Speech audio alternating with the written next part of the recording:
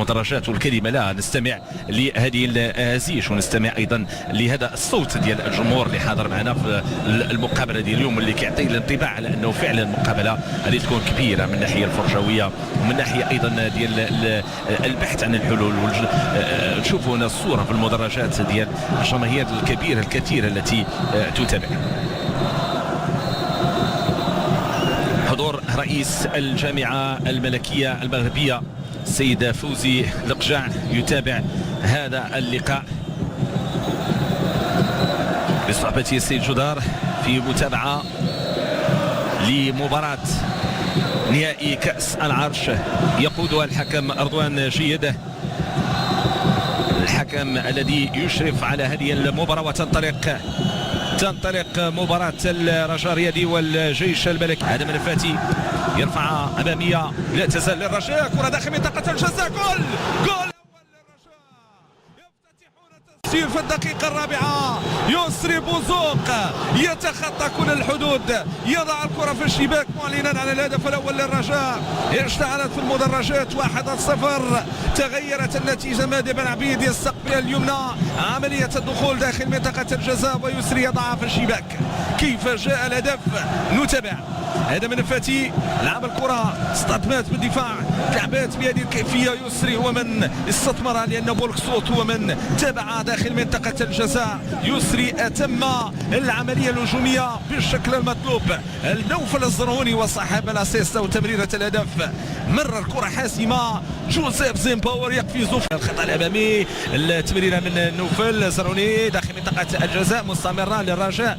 وفي آخر المباراة كترجع عند حريمات، كيخرج كرة بخارج قدم أمامية، عملية هجومية، محاولة ديال الانسلال لفريق الجيش الملكي ولكن كتضيع في آخر المطاف. لكن قبل ذلك هجومية أحمد حمودان والانسلال نحريمات.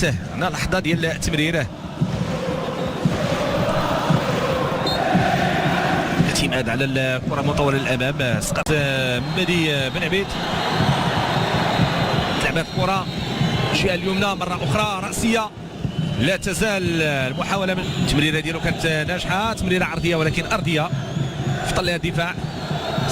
صابر بورين كرة داخل منطقة الجزاء، الجهة اليسرى البحث على ايمانويل اللي بامكانه ينسل ولكن هناك تقية ديال الدفاع لأنه العودة ديال بولكسوت تصويب لكن ضاعت. تعود مرة ثانية متواصلة للجيش الملكي بخارج قدم رأسية داخل منطقة الجزاء. كانت هي تحضير للكرة. وسير شكيب بن موسى ايضا السيد المساسي ونشأته نحو الامام بهذه الكيفيه. نشوف هنا تمريره اماميه، محاوله صوب ادم الفاتي حول مار كيمار ادم الفاتي، مراوغه جيده، عمليه هجوميه مستمره ومباشره صوب الحارس تومي سونغ بعيد بعض الشيء امام تغطيه الرجاء على المستوى المنطقه الدفاعيه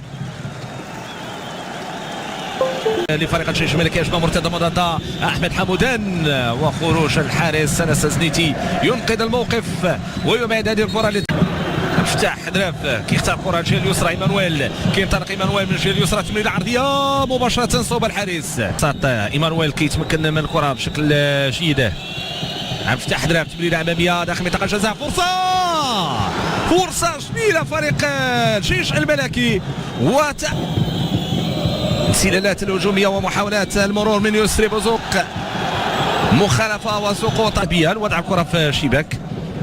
هنا غنشوفوا يسري بوزوق والتدخل السقوط ديالو على ارضيه الملعب. كنشوفوا هنا اللقطه ديال التمريره لاحمد حمودان، استلام بشكل ممتاز، حسب الكره ديالو، لاحظوا الكونترول، وضع الكره بشكل ممتاز بالرجل اليسرى كيصوب.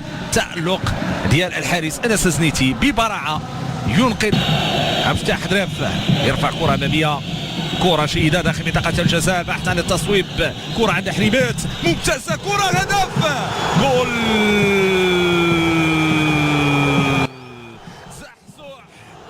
زحزوح يضع الكره في الشباك، يعلن عن هدف التعديل، وحكل رائع داخل منطقه الجزاء.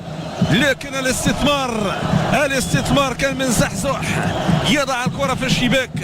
اسماعيل مقدم ينظر لما حدث، وزحزوح استثمرها ببرعه.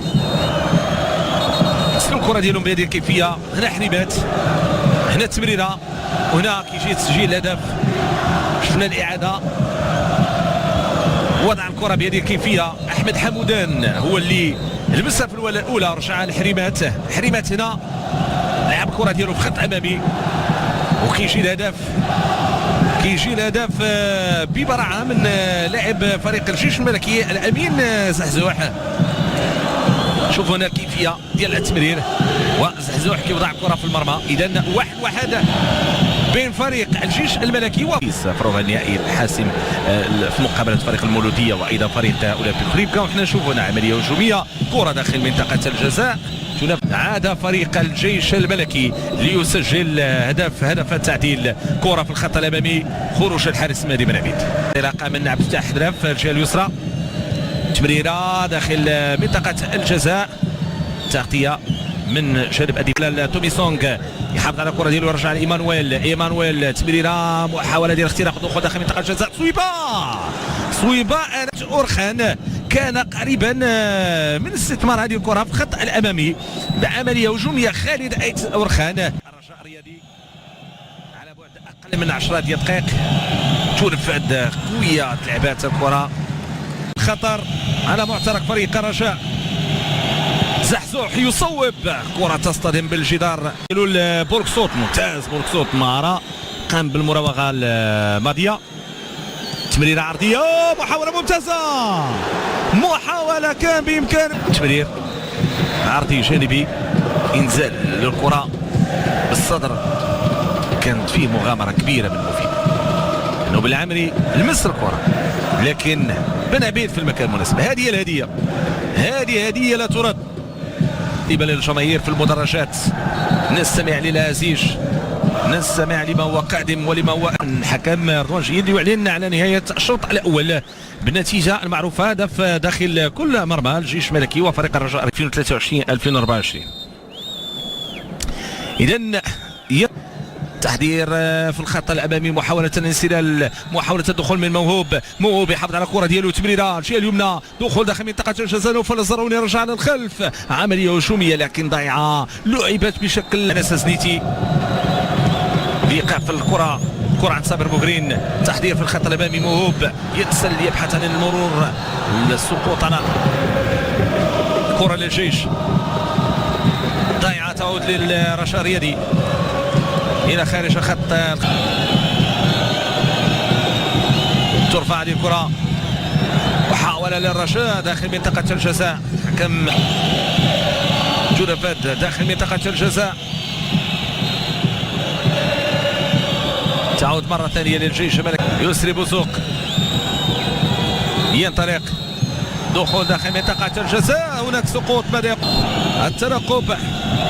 يسري بوزوق يترك المهمة لنوفل الزرهوني. كرة ممتازة كانت أن تكون في الشباك، اختارها مباشرة طوبة المرمى.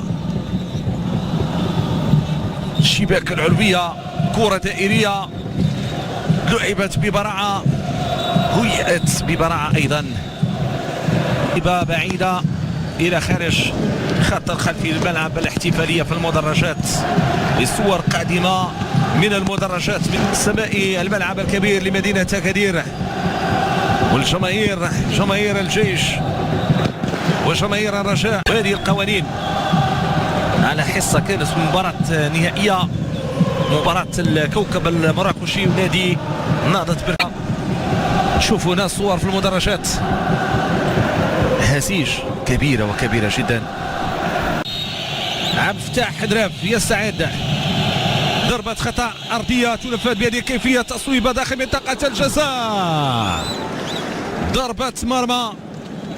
ضربة مرمى مفيد، كاد أن يقدم الإفادة المطلوبة من جانب فريق الجيش الملكي.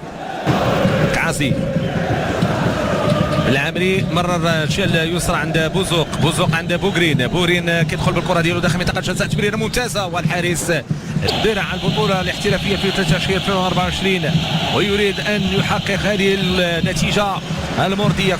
مدافع الامام، مدافع كيختار انه تكون عنده امكانيه ديال الضغط على المعترض ديال فريق الجيش الملكي. كره للرجاء الجهه اليمنى، محاوله ممتازه، فرصه، هدف،